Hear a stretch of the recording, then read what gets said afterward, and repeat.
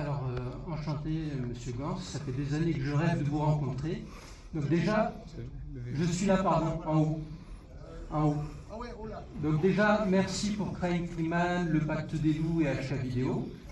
Ensuite, un petit retour rapide, j'ai trouvé que l'esthétique du film était très réussie, notamment les décors, l'ambiance exceptionnelle, les acteurs excellents. Mais comme tous les jeux Silent Hill, on a besoin de digérer, peut-être de revoir plusieurs fois, et on est avec des questions.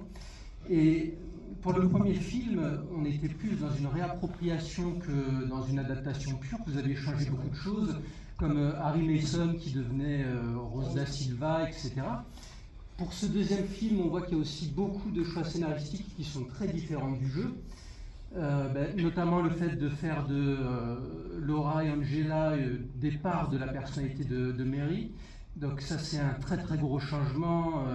Est-ce que c'est vraiment un changement? Est-ce que tu ne penses pas qu'on peut le penser en jouant au jeu? Est-ce que tu ne penses pas qu'il y a plein de choses qui suggèrent que Angela et Laura sont comme Maria, des facettes éclatées du personnage, et que ça nous raconte en fait une histoire? Moi, j'ai toujours pensé ça. Alors, je ne dis pas que ce n'est pas une interprétation possible, mais par exemple, ce que je trouve intéressant dans le personnage de Laura dans les jeux, c'est cette espèce de haine qu'elle a vis-à-vis de James, qu'elle accuse d'avoir abandonné Mary. Et elles se sont rencontrées à l'hôpital dans les jeux, parce que justement, il y a aussi cette dimension qui est différente dans le film. Quand James arrive à Silent Hill, là, on n'a pas cette notion que Mary est déjà morte, alors que dans les jeux, ça commence, il dit ma femme est morte. Alors, ils sont mariés en plus dans les jeux. Ma femme est morte depuis 3 ans, j'ai reçu un courrier d'elle. Je ne l'explique pas, je vais essayer de la retrouver dans notre endroit spécial à Silent Hill, etc.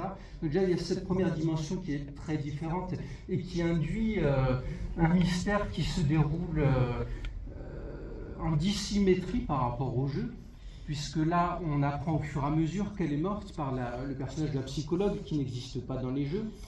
Et l'autre aspect très très différent, et là j'étais très très surpris, c'est le moment où Mary lui demande de l'aider à mettre fin à ses jours, alors que dans les jeux, quand il met la cassette vidéo à l'hôtel dans le magnétoscope et qu'il découvre qu'il l'a étouffé, d'ailleurs dans le jeu il n'y a pas de son, et la scène elle est cauchemardesque pour reprendre vos termes, vous avez dit on est dans un cauchemar éveillé, et c'est tout à fait le cas dans le film.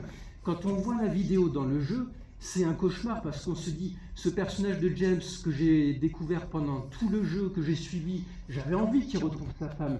Et je me rends compte qu'en fait, il a mis fin à ses jours, il l'a assassiné avec un coussin, avec cette espèce d'ambiguïté aussi. Dans le jeu, il y a l'ambiguïté. Est-ce qu'il l'a fait par altruisme, empathie, parce qu'il voyait qu'elle souffrait, c'était une maladie terrible, et il s'est dit je dois l'aider, je dois mettre fin à ses jours, ou est-ce qu'il y a aussi ce côté de la frustration, parce que dans les jeux, il est question ils n'avaient plus de relations sexuelles depuis des années, enfin depuis des mois du moins, il supportait plus de devoir l'aider, elle, quand il allait la voir à l'hôpital, elle pouvait l'insulter, ce genre de choses, donc c'était une relation d'amour-haine très forte, alors que dans le film, elle lui demande, moi, depuis l'enfance, je suis hanté par mon père, il s'est insinué en moi, etc.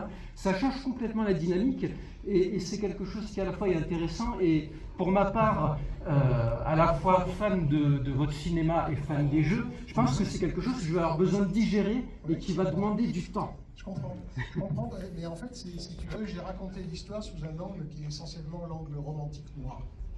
C'est-à-dire que très rapidement, parce que évidemment quand on travaille sur une adaptation, on se dit quel est mon angle d'attaque, quel est mon point d'entrée. Mon point d'entrée, c'était le romantisme noir à la Edgar Allan Poe. Edgar Allan Poe, c'était un très grand auteur qui a fait ce qu'on appelle des histoires extraordinaires. C'est des contes qui ont été traduits par Charles Baudelaire, et qui racontent chaque fois la passion du personnage central pour une femme morte. Et c'est toujours des espèces de poèmes à la fois nécrophiles, passionnés, hantés par le remords, par la culpabilité, etc. Et ça, c'est quelque chose que moi, personnellement, j'ai toujours aimé. J'ai toujours aimé Edgar Allan Poe, et c'est plutôt l'angle que j'ai choisi. Donc c'est vrai que j'ai modifié certaines choses pour profiter de cet angle-là.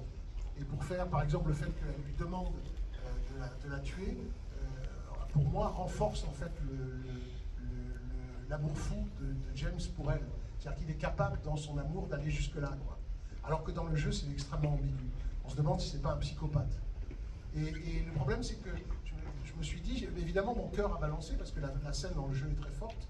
Et je me suis dit, si je le montre en train de la tuer, après qu'il l'ait cherché à ce point-là, on va avoir besoin d'autres scènes pour s'expliquer ça. Et malheureusement, le film, il fait 100 minutes, et que voilà, je devais faire des choix qui me permettent de faire le film en dessous de 2 heures, alors que le jeu, n'oublions pas, il faut entre 12 et 15 heures pour le finir.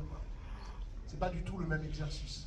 Donc oui, c'est vrai, j'ai insisté sur l'aspect romantique, peut-être que je suis allé trop loin, ça on verra comment les gens réagiront à ça, mais ce n'est pas, je pense pas qu'il faille regarder le film comme l'adaptation officielle en fait du jeu. Il faut le regarder comme une proposition, comme un travail, une variation en fait sur le jeu, parce que à mon sens, vu que le jeu est très cryptique, c'est-à-dire on peut comprendre beaucoup de choses très différentes, comme moi par exemple qui comprends que le personnage de Angela c'est aussi une part de Marie, et que c'est une part qui raconte quelque chose du passé de Marie, et notamment de l'inceste qu'elle a pu subir.